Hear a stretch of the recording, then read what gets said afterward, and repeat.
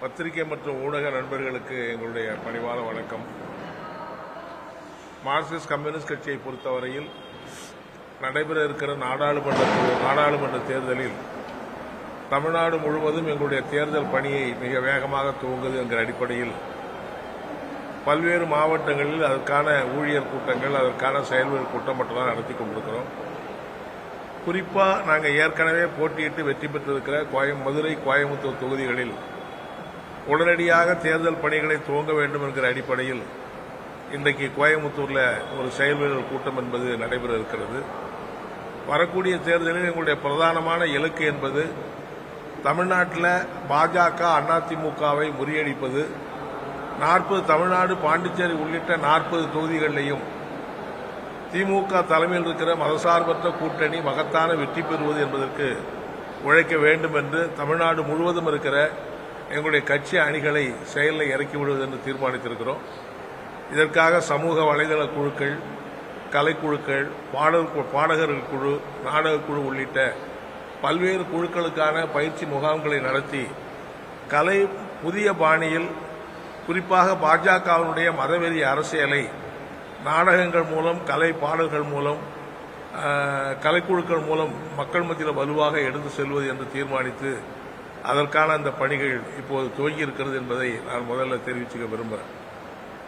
அடுத்து நம்முடைய நேற்றைய தினம் நம்முடைய நிதியமைச்சர் அவர்கள் பாராளுமன்றத்தில் ஒரு இடைக்கால நிதிநிலை அறிக்கையை சமர்ப்பிச்சிருக்கிறார். அந்த இடைக்கால நிதிநிலை அறிக்கை என்பது ஏற்கனவே பாஜக சொல்லியிருக்கிற அந்த மாதிரியான திட்டங்கள் கூட இல்லாத, எந்த திட்டங்களை பற்றிய அறிவிப்பும் இல்லாத ஒரு ஏமாற்று பட்ஜெட் என்பதை மார்க்சிஸ்ட் கம்யூனிஸ்ட் கட்சி மட்டும் இல்லை, எதிர்க்கட்சிகள் மட்டும் இல்லை, பாஜகவுடைய தலைவர்களே கூட அதிருப்தி தெரிவிக்கிற அளவுக்கு தான் அந்த கூட்டணி, அந்த பட்ஜெட் என்பது அமைந்திருக்கிறது என்பதை நம்ம பார்க்கிறோம். ஆகவே பாஜகவை பொறுத்தவரையில் கடந்த 10 ஆண்டுகளில் அவங்க கொடுத்த எந்த வாக்குறுதியும் நிறைவேற்றலை. விவசாயிகளுக்கு 2 மடங்கு வருமானத்தை பெருக்குவோம்னாங்க, ஒன்றும் நடக்கலை.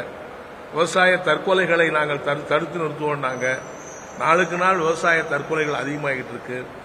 வேலையில்லாத வாலிபர்களுக்கு ஆண்டுக்கு 2 கோடி பேருக்கு வேலை கொடுப்போம்னாங்க, அதெல்லாம் ஒன்றுமே நடக்கலை. ஆகவே இந்த 10 ஆண்டை பொறுத்தவரை இந்திய வரலாற்றில் அது ஒரு காணாமல் போன ஆண்டு என்றுதான் சொல்ல முடியும். பாஜகவுடைய ஆட்சியினுடைய ஆண்டு. எந்த மக்கள் நல திட்டங்களும் இல்லாமல், மக்களுக்கு வாழ்வாதாரம் எந்த பலனும் இல்லாத, ஒரு மக்கள் வாழ்க்கையில நினைச்சே பார்க்க முடியாத, நினைவில் இல்லாத ஆண்டுகளாகத்தான் இந்த ஆண்டுகள் பாஜகவுடைய ஆட்சி அமைந்திருக்கு. அவங்களுடைய ஒரே இலக்கு என்னன்னா, கார்ப்பரேட் முதலாளிகளை கொழுக்க வைக்கணும், உள்நாட்டிலேயே வெளிநாட்டில் இருக்கிற கார்ப்பரேட் முதலாளிகளுக்கு சலுகை கொடுக்க வேண்டும் என்கிற நோக்கத்தில் தான் அவங்க பூரா செய்கிறாங்க. ஆகவே தங்களுடைய தோல்வியை அவங்களே ஒத்துக்கிற அந்த அடிப்படையில் தான் நாங்கள் 10 ஆண்டு காலத்தில் மக்களுக்கு இதையெல்லாம் செஞ்சோம், ஆகவே எங்களுக்கு மீண்டும் ஓட்டு போடுங்க என்று கேட்பதற்கு தைரியம் இல்லாத காரணத்தினால தான் அவசரமா இப்போ ராமர் கோயிலை கட்டி அதில் போய் பிரதமரே ராமர் சிலையை பிரதிஷ்டை செஞ்சு வைக்கிறதுங்கிற நிகழ்ச்சியெல்லாம் நடக்குது.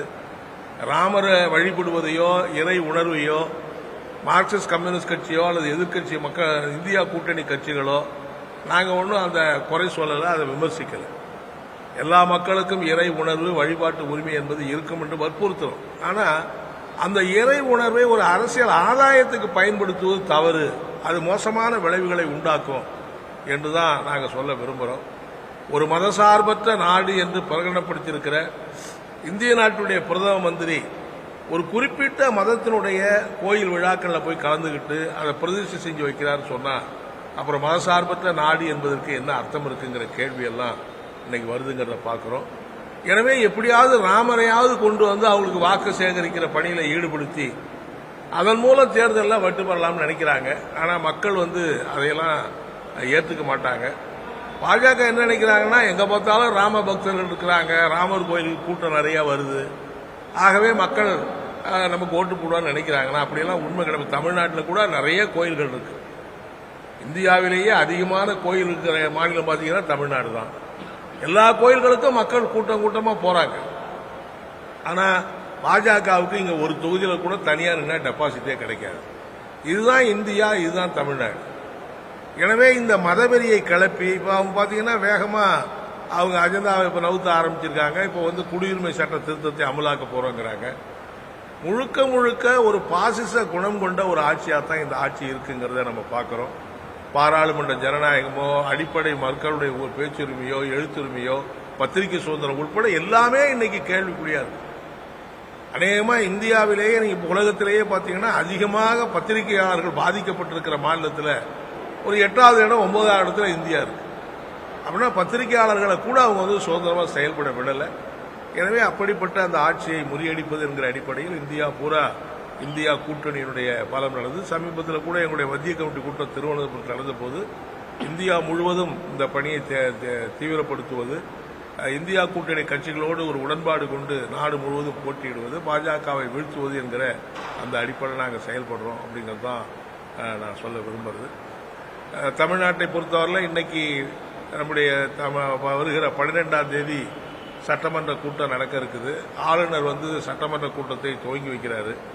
என்னுடைய வேண்டுகோள் என்ன, ஆளுநர் வந்து அரசியல் சட்டம் என்ன மாதிரி ஆளுநருக்கு அதிகாரம் அளிச்சிருக்கோ அந்த அடிப்படையில் அவர் சட்டமன்ற கூட்டத்தில் நடந்துக்கணும். அவர் மாட்டுக்கு தேவையில்லாத ஒரு பிரச்சனையை பேசுறது, அப்புறம் அதை எதிர்த்து ஒரு தீர்மானம் போட்டால் அவையிலேருந்து வெளிநடப்பு பண்றது, இதெல்லாம் வந்து தமிழ்நாட்டு மக்களை கொச்சைப்படுத்துகிற, தமிழ்நாட்டு மக்களை அவமானப்படுத்துகிற காரியம். எனவே கடந்த ஆண்டு அவர் ஆளுநர் பொறுத்தவரை ஒவ்வொரு நாளும் ஏதாவது ஒன்று பண்ணிக்கிட்டே இருக்காரு. வெண்மணிக்கு போய் வெண்மணி தியாகிகளுக்கு நினைவு சின்னம் கட்டுறதையே கொச்சைப்படுத்துறாரு. ஏற்கனவே திருவள்ளுவர் கொச்சப்படுத்தினாரு, அப்புறம் வள்ளலாரை கொச்சப்படுத்தினாரு, தமிழ்நாடுக்கிறதையே கொச்சப்படுத்தினாரு. இப்ப வெண்மணி தியாகிகளுக்கு இவ்வளவு நினைவு கட்டுறதையே கொச்சைப்படுத்துறாரு. எனவே ஆளுநர் சட்டமன்ற கூட்டத்தில் அவருக்கு என்ன அரசாங்கம் உரை அளிக்கிறாங்க அந்த உரையை படித்து அவருடைய கடமையை ஆற்ற வேணும். அதுக்கு மேலே போனாக்கா அது வந்து பயன்படாது. அதே மாதிரி வருகிற 19ஆம் தேதி பட்ஜெட் கூட்டம் நடக்கிறது. இந்த பட்ஜெட்டில் கூட என்னென்ன திட்டங்களை நிறைவேற்ற வேண்டும் என்று தமிழக அரசுக்கு மார்க்சிஸ்ட் கம்யூனிஸ்ட் கட்சி ஒரு சின்ன கோரிக்கைகளை வைக்கலாம் என்று நாங்கள் யோசிச்சுக்கிட்டு இருக்கிறோம். அதையும் நாங்கள் வந்து தமிழக அரசு கொடுத்து அதை நிறைவேற்ற வேண்டும் என்று வற்புறுத்துவோங்கிறத நான் தெரிவிச்சுக்க விரும்புகிறேன். நடிகர் விஜய் தமிழக வெற்றி கழகம் கட்சியை விஜய் கட்சி ஆரம்பிச்சதுல யாருக்கும் எந்த ஆட்சேபமும் இல்லை. யார் வேணாலும் கட்சி ஆரம்பிக்கலாம். அவங்க வந்து தங்களுடைய கொள்கைகளை மக்கள் மத்தியில் சொல்லலாம். மக்களுடைய ஆதரவு இருக்கிற போது யார் வேணாலும் வெற்றி பெறலாம். அதில் நான் வந்து ஒன்றும் விமர்சிக்க விரும்பல. அவருக்கு அந்த உரிமை இருக்கு. விஜய் மட்டும் இல்லை, விஜயே வந்தா கூட வர்றதை நம்ம ஒன்றும் மறுக்கலை. அவருக்கு அந்த உரிமையை பயன்படுத்தட்டும். அவருக்குன்னு ஒரு மக்கள் செல்வாக்கு இருக்கிறத அவர் பயன்படுத்துறதை நம்ம ஒன்றும் தடுக்க விரும்பல. நல்லதுதான். தொகுதி பங்கீடு பேச்சுவார்த்தை நம்ம எவ்வளவு சீட் கேட்க போறோம், கோவையில போட்டியிட போறோமா? ஏன்னா கோவையை பொறுத்த வரைக்கும் மக்கள் நீதி மையத்துக்கு ஒதுக்க போறாங்க. இன்னைக்கே நாங்க வந்து கோவையில நாங்கள் போட்டியிடுவதுங்கிற அடிப்படையில் தானே இந்த ஊழியர் கூட்டத்தையே போட்டிருக்கிறோம். எங்களை பொறுத்தவரை ஏற்கனவே நாங்க போட்டியிட்டு வெற்றி பெற்ற 2 இடங்களை வற்புறுத்துவது, மேலும் கூடுதலான இடங்களை கேட்பது என்கிற அடிப்படையில் எங்களுடைய பேச்சுவார்த்தை குழு செயல்படும். அதே மாதிரி விஜய் ஆணையத்த கட்சியில் வந்து பிறப்புக்கும் எல்லாம் உயிருக்கும் அப்படின்னு சொல்லி ஒரு கோட் வச்சிருக்கு. அதை எப்படி பாக்குறீங்க? இல்ல, அது ஒரு நல்ல பண்பு. தமிழ் பண்பாட்டில் இருக்கக்கூடிய ஒன்று தானே, எல்லா உயிரும் சமம். அதாவது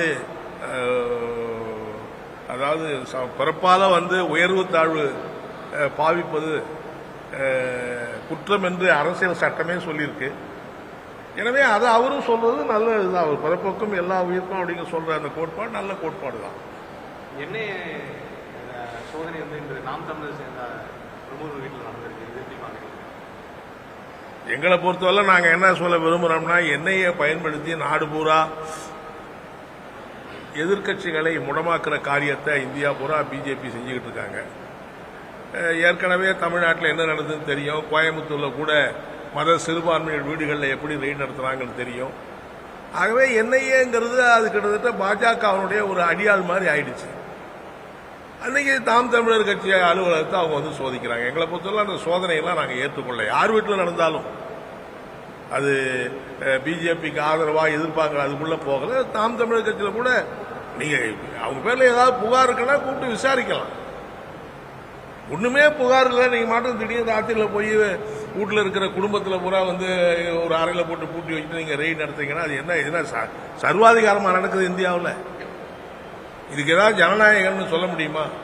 சர்வாதிகார நாட்டில் தான் அப்படி நள்ளிரவில் போய் கதவை தட்டி கூட்ட ரைட் பண்றது நடக்குது. கிட்டத்தட்ட சர்வாதிகார ஆட்சி மாதிரி தான் பிஜேபி நடக்குது.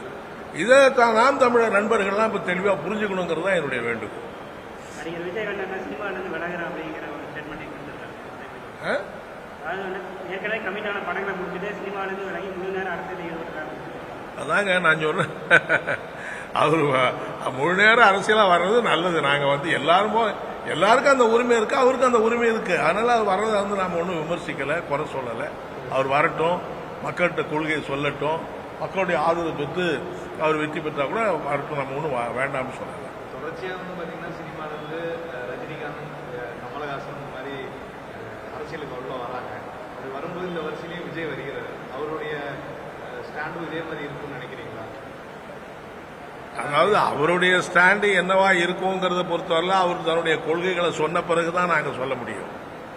அவர் என்னுடைய கொள்கைன்னு இதெல்லாம் பிரகடனப்படுத்தினா அந்த கொள்கை ஏற்புடையதா இல்லையா என்பதை நாங்கள் அது மேல விமர்சிக்க முடியும். இப்ப அந்த மாதிரி எதையும் அவர் சொல்லலை. ஒரு கொள்கை திட்டமோ அல்லது ஒரு எங்களுடைய இலக்கு இதுதான் அப்படின்னு எதுவும் சொல்லலை. அவர் சொல்லட்டும். ஒருவேளை சொன்னா அது பேர்ல என்ன எங்க அபிப்பிராயம் என்னங்கிறத நாங்கள் வெளியிடுவோம். பொதுவா இந்த மாதிரி பல பேர் அரசியலுக்கு வர்றது நல்லதுதான். ஏன்னா ஒரு சில பேர் தான் அரசியல் இருக்கணும், ஒரு சில கட்சிகள் தான் இருக்கணும்னு சொல்ல முடியாது. எல்லாரும் வர்றது மக்களுக்கு நல்லது தானே. மார்க்கெட் குறைஞ்சோன்னு இந்த மாதிரி அரசியல் அவங்க கையில் எடுக்கிறாங்களா அப்படிங்கிற மாதிரி நான் கேள்வி. அது வந்து அது பேர்ல நான் வந்து சொல்ல விரும்பல. ஒரு அரசியல் ஒரு தொழில் நடத்துறாரு, ஒரு வக்கீலா இருக்கிறாரு, ஒரு டாக்டரா இருக்காரு, அவங்கெல்லாம் அரசியலுக்கு வராங்க. அது மாதிரி சினிமாவில் இருக்கிறவங்க வராங்க. அதுல வந்து அது தொழிலை அபிவிருத்தி பண்ணிக்கிறதுக்காக மார்க்கெட்டை தக்க வைக்கிறதுக்காக வராங்களா இல்லையாங்கிற மாதிரி நான் ஒன்றும் அந்த மாதிரி விமர்சிக்க விரும்புகிறேன். ஓகேவா? நல்லது.